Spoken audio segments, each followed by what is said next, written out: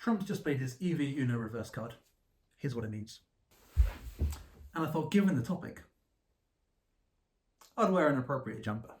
This video is all about what Trump has done in his first 24 hours in office. It's now Wednesday, he took office on Monday, and he's decimated a lot of the EV policy that was left behind by Biden. We're going to walk through what he's done and what the impacts are. Let's go. Number one, he has revoked what he calls the electric vehicle mandate. This is in 2021, Biden signed an executive order where he said, we are aiming to have by 2030, half of all new cars sold be electric. Trump said ta-ra to that one. This is what he had to say on the matter. With my actions today, we will end the Green New Deal and we will revoke the electric vehicle mandate, saving our auto industry and keeping my sacred pledge to our great American auto workers. In other words, you'll be able to buy the car of your choice. But there are two things you need to know that isn't as simple as it actually sounds. That was never legally binding from Biden. And secondarily, he never actually set a target for when he wanted new ICE vehicles not to be produced. There wasn't a date set in stone for that. Regardless, Trump said ta-ra, the policy's gone. Number two, he has halted all unspent money from a $5 billion electric vehicle charging fund. Those funds are not going to be spent anymore. Context here is that Biden, to deliver on their EV targets, put aside $5 billion to build 500,000 charging stations by 2030 across the US. Data here in terms of how much they've actually spent on that fund is really hard to come by, but there is some data that we can work with. So they've got 203,000 charging ports across the US. Charging ports versus charging stations, the definition is not clear. And of that, there are 214 operational chargers in 12 states that have been funded through federal laws, with around 25,000 projects underway across the country. In other words, there's probably a lot of money sitting in that fund that has not been used. Trump has said, ta-ra to that fund. Any unspent money, it ain't going any further. And the third thing he's called for, not implemented, a couple of other changes. There's two really big ones. The first one is states have their own right, essentially, to implement their own rules around this. For example, California had banned or looked to ban gasoline vehicles by 2035. That was against national policy. Since then, about a dozen states have followed California's approach. Trump wants to go, nope, there is one national approach. States, you are not allowed to go down your own route. That's going to get caught in a hell of a lot of legal wranglings, but that's what he's after. The second thing he's called for is he wants to consider ending EV tax credits. This is a system very simply in the US where you can, if you have a tax bill at the end of the year, and let's say it's $10,000 you owe to the US government, if you purchase an EV and jump through a lot of hoops, and there's a lot of criteria that you've got to tick the boxes on, a lot more than there was previously, you can reduce your tax bill by $7,500. So that $10,000 tax bill comes down to $2,500 instead. Big saving. Trump wants to do away with that as well. So to summarize what he did in his first 24 hours, Biden's electric vehicle mandate to say half of all new cars by 2030 need to be EVs. Ta-ra on that one. That $5 billion electric vehicle charging fund, any unspent money, we'll have that back. And he's called for there to be one national policy around this. States, you are not allowed to go and do your own thing. Enjoy the legal battles on that one. And then finally, that EV tax credit, let's consider scrapping that up to $7,500 you can take off your tax bill with the purchase of an EV. Pretty widespread. Pretty efficient work for 24 hours as well, regardless of your opinions on Trump. The question then to ask is, okay, well, what's the impact of that? What does it mean for consumers? What's the impact for manufacturers? And also, does it have any impact at all in terms of what we do this side of the pond with UK policy and the EU policy? Quick little interlude. Sorry for the interruption. If you're enjoying this video, perhaps you'll enjoy our app Drive, available on Android and iOS. It is the way to make your automotive life easier. Instead of trying to track all the auctions across the world, that's a faff. Come to the app, you can do it all in one place. You can see cars that are for sale and everything that's sold historically. If you've got a little collection, add them, we'll track their value, and every time one sells or is up for sale, we'll notify you straight in the app. Nice and easy. Back to the video. For consumers, this is genuinely phenomenal. He has just gone back to a common sense approach of you have freedom of choice for the vehicle that you want. Let demand drive the decisions of what cars are made, and let the people drive this, not the politicians. Very rarely when politicians get involved in any of this stuff does it turn out well. Maybe the smoking ban was one exception to that. Anyway, It's also particularly good news for the consumer around affordability.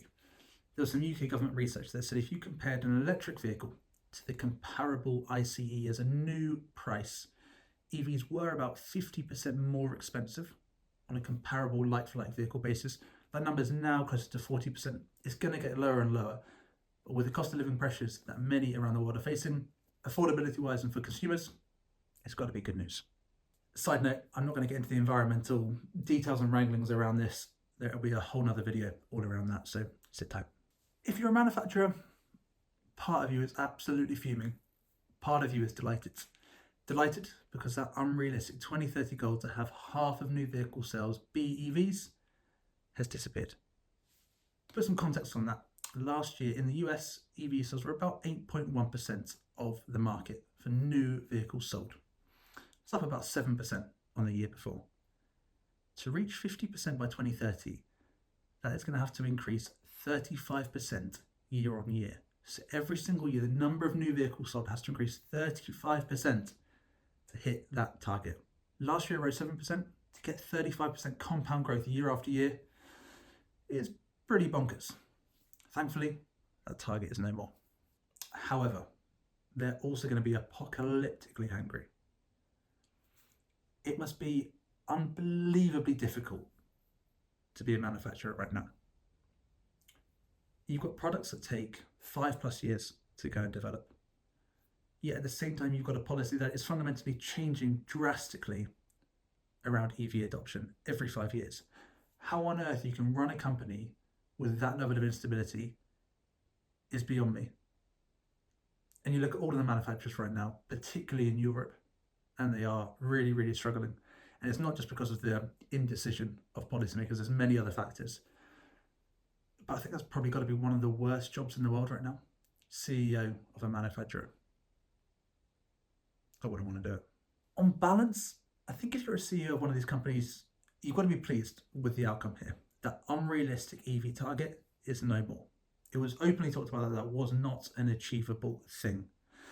However, what they need to have in the next 5 to 10 years is stability. Stability around this policy, that it will not materially change again with any new administration that comes in 4 or 5 years' time. And that applies to the US. These manufacturers are global. You've also got to work with the rest of the world. The UK has a different policy. EU has a different policy. And that's a lovely segue into what we think might happen there. Little refresher on what the UK's policy is, and I'm paraphrasing it. 2030 onwards, you won't be able to sell new internal combustion engine vehicles in the UK. From 2035 onwards, there'll have to be 100% zero emissions. Between 2030 and 2035, you've got a period that allows hybrids to be sold as new vehicles within there.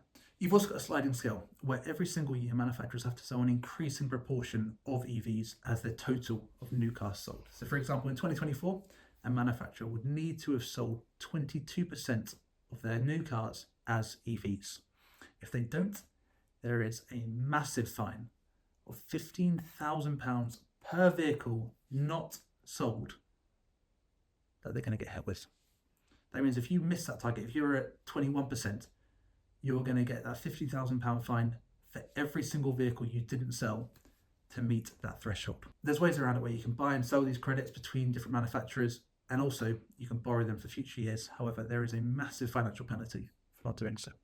The EU has fundamentally a very similar end target, and they say by 2035, 100% of new vehicles sold must be zero emission at the tailpipe. There are some ways around this with e-fuels, which Germany and Italy have pushed very heavily for. They will be exempt under our current understanding, but you've got a similar 2035 deadline as you have in the UK. So the final question then is, what is going to happen to the policy in the UK and the EU around this? No one knows for sure, but what you can be sure of is that the politicians play a game of follow the leader. You saw this time and time again around this policy. Even if we go to war with, we play follow the leader. And you can be fairly certain that the US's relaxation around these rules will have some follow-on relaxation in the UK and the EU. I'm not saying it's to the same extent. I absolutely do not think we'll go anywhere near that in the UK. But I do expect a relaxation of these rules, partly because of Trump, partly because the data in the UK is, well, you're going to miss that deadline big time.